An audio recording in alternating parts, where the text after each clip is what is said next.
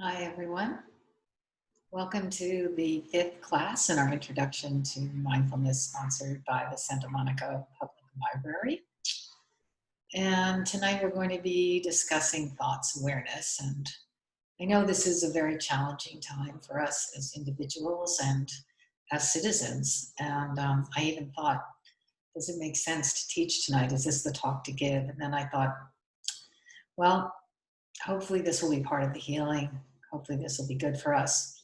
But if anybody has any thoughts or things they want to express and talk about regards to current situation, totally open to that. So this is a free space to explore all thoughts of things. So feel free. But basically, we'll go around the room the way we normally do and see how your practice went last week, if you were able to use any of the tools we talked about, either stop or reel, and just see if there were anything you wanted to share. Then we'll go into the thoughts awareness part, and again, get some time for reflection. Then we'll do some sitting, and then wrap it up with some housekeeping and things for the last class. So yeah, if anybody has anything they want to share, now's a great time.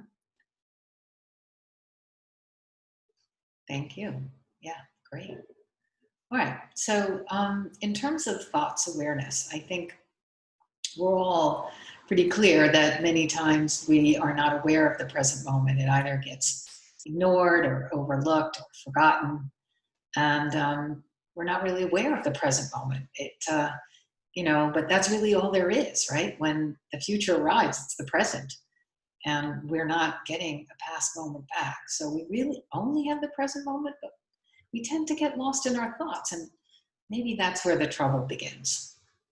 So I wanted to take a little bit of a peek into how our brains work. Obviously, I am not a neuroscientist, a psychologist. I'm not in any way a scientist, but I read a fascinating book called Thinking Fast and Thinking Slow by a Nobel Prize winner author named Daniel Kahneman. And in it, he explains that the brain actually has two systems. He calls them System 1 and System 2. And System 1 is the automatic, emotional, intuitive brain that really does most of the work for us. It's basically always on and you can't turn it off. So in terms of when you're picking up a coffee cup, or when you're opening the refrigerator, or when you're answering a question, or when you're watching television, it's just your normal state of thinking. And when things get difficult, you can't, and System 1 is not able to answer or perceive the correct response, then System 2 comes into effect. And so System 2 is deliberate. It requires choice and effort and will. So the brain doesn't really want to use it very often. Brains like to be efficient. They like the least amount of effort possible for the maximum performance. And I think we live our lives like that. That's why we use Google Maps. That's why we use computers. That's why we use Alexa. The less work and the more efficient we can perform, that's what we prefer. So again, System 2 is not our default setting. System 1 is the default setting, and it really defines most of our actions. And it's only when System 1, the model that we're looking at, is violated for System 1, then System 2 kicks in. So I think there's a lot of parallels here with our mindfulness. When we're beginning to sit and learning to sit, it feels uncomfortable. It feels like we have to make a choice and a decision. It takes effort and will. And it's not easy. It is not our default setting. But with patience and practice and persistence, the idea is mindfulness can become our default setting, or at least some of the time, right? It doesn't have to require that much effort. So that's where our practice is going. And so I like that analogy. And the idea, again, is being able to come into the present moment so that we can act with clarity. We can act with wisdom. We're not so reactive. It's not our default unconscious setting. I mean, so many times we'll be driving to work and not even remember how we got there. Or we can be in a meeting and don't remember anything that was said. We watch a movie and forget about it. So we just operate for the most of the time on this default unconscious setting. But the idea with mindfulness, it says, can we use that awareness, that ability to come into the present moment, the ability to come into our bodies and be here and now in the present, to bring a sense of clarity and wisdom so that we're not operating on this unconscious default setting. And so I was thinking, there's a speech that I read years ago that inspires me every single day, that I think talks about this in a lovely way. And it's called This is Water. I don't know if any of you are familiar with it. It was given by David Foster Wallace, an American author, at Kenyon College, a commencement address that he gave in 2005. And I'm going to paraphrase some of it because it's rather long, and then I'll read directly from his words. But in it, he says that we are hypnotized by a constant monologue inside our heads that supports the belief that we are the center of the universe, the most important person in existence. And in that way, we are a slave to our minds.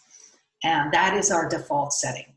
But he says that we don't have to be that way. Remember, our brains are thinking machines, right? We have 20 to 60,000 thoughts a day.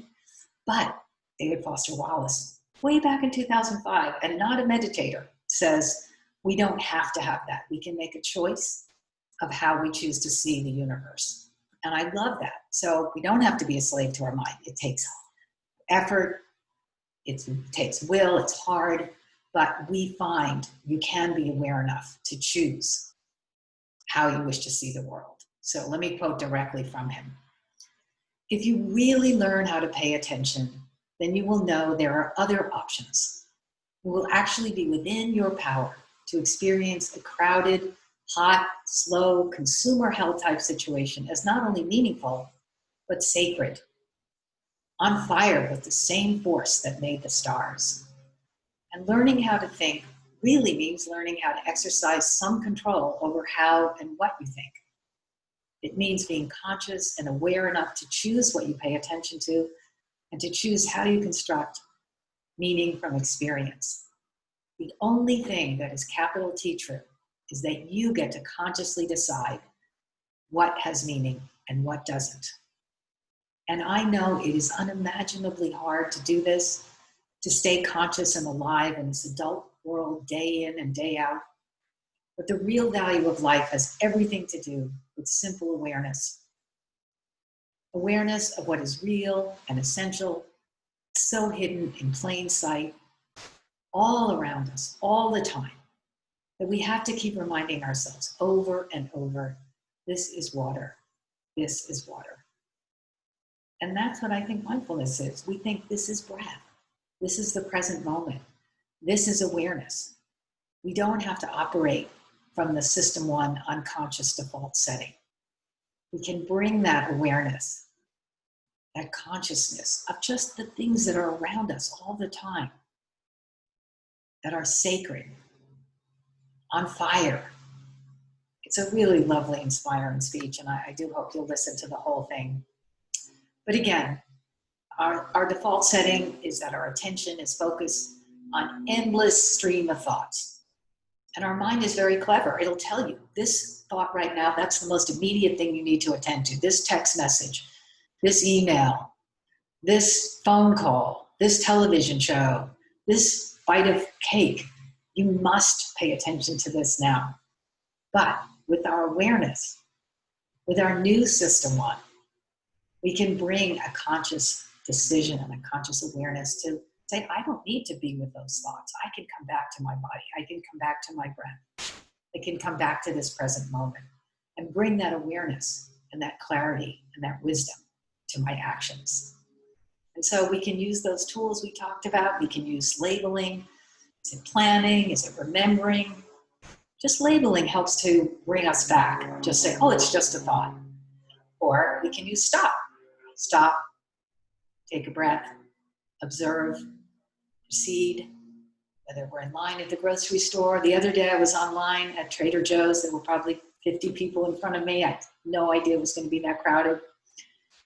I was just standing there in the sun, and I thought, you know what? This is a long line, but aren't I lucky to be able to stand here in the sun and know that I'm going to go into this store and get what I need, and then I'm going to be out, and it'll take a few minutes longer. So again, just observing, proceeding, just taking a sense of the awareness of the present moment that allows you to get unstuck from it's all about me. It's all about my time. It's all about me wanting to get my things. And we can use real, recognizing, exploring, acknowledging, bringing loving kindness. That just requires a bit more effort too. So acknowledging it is really the key. Like, we know we can't change everything, but if we just acknowledge the way we're feeling, that's a start. And then bring some loving kindness to it. What Eckhart Tolle says is so true. What you resist persists. So acknowledging and allowing yourself to feel that is the first step to bringing wisdom, to coming into this present moment. And then I have one other tool that I use, but it doesn't work all the time. You have to be careful when you use it, but I call it just think the opposite. So if you have constructed a story in your mind about some particular outcome, that it's going to be fearful or anxious, or you're not going to get that job, or that conversation, or you're going to be in a breakup, and you've told yourself that story, but you don't really know, right? We don't really know. Can you just think it like, maybe that's not the case? Maybe I am going to get a job. Maybe I'm not going to go through a breakup. It's just interesting how you can just flip it around and just explore it from that standpoint. It doesn't mean that you have to believe that too. It just allows you this space to maybe flip things on their side, right? So in yoga, you're constantly doing that physically. I'm doing twists and turns and I'm looking things from the right or the left, or I'm doing downward dog and I'm looking at the floor, or I'm going upside down, doing a handstand or a forearm stand, and I totally reverse my viewpoint.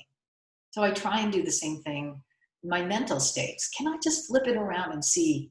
And I've been in that situation where, I've worked in the tech industry for a long, long time, and I'm not a spring chicken. And I would get let go, and I think, oh, it's going to be really hard for me to get another job. But I would just tell myself, I am going to get a job. I am going to get a job. And yeah, I'll have to go on a lot of job interviews, and it'll be nerve-wracking, but I know I can do this. And it's just a matter of finding the right combination, the right people, the right job, the right fit. And yeah, it might not be exactly when I had hoped to get it. It might take a little longer. Who knows? But just allowing myself to have that positive mindset, I know, is critical to me actually getting the job. So those are a couple of tools we can do with working with our thoughts. And I just wanted to quote a phrase from Joseph Goldstein, who is one of the key founders of the mindfulness movement. He started Insight Meditation Society with Sharon Salzberg in Barre, Massachusetts. And I heard a talk of his recently, and I loved what he said. He said, thoughts are like little dictators. They're little more than nothing, like little wisps of energy. They have so much power when we're not aware of them, and very little power when we are. So the idea is, can we let these stories that we tell ourselves go? Because we don't really know. And things can change. And our awareness can allow us to give us that space, that sense of ease that allows us to think clearly, bringing a sense of wisdom to our actions, bringing that system one into an awareness and not a default mode. And I know a lot of people might ask me, when you say letting your thoughts go, does that mean to stop thinking? But absolutely not. It's the opposite. We're going to be aware of our thinking. And in doing so, allow us to bring space and clarity so that we can act with wisdom. It is not about inaction. My teacher, Diana Winston, says, it's not about becoming a doormat or listening, like, oh, everything's okay. No, it's about understanding what you're thinking, exploring it, acknowledging it, and then seeing where, can you validate it? Does it make sense? Can I look at it from a fresh perspective? Or if I can, just let it go. But in doing so, it's about making sure that we have a clarity to understand what our actions must be, because that's what we can control, our attitude and our actions. And so I want to close with a wonderful phrase from Toni Morrison, another one of my absolute favorite authors. And what she says in 10 words, I think, be said in volumes. And she says, If you surrender to the wind, you can ride it. I just love that. So let's reflect for a moment. Let's see what you guys think of these phrases and these tools. I'd love to hear if they resonate with you. And of course, next week we'll see if we can, during the week, put them into practice. But yes, just let me know what you think. Share. And after that, we'll go into a sit. So thank you so much.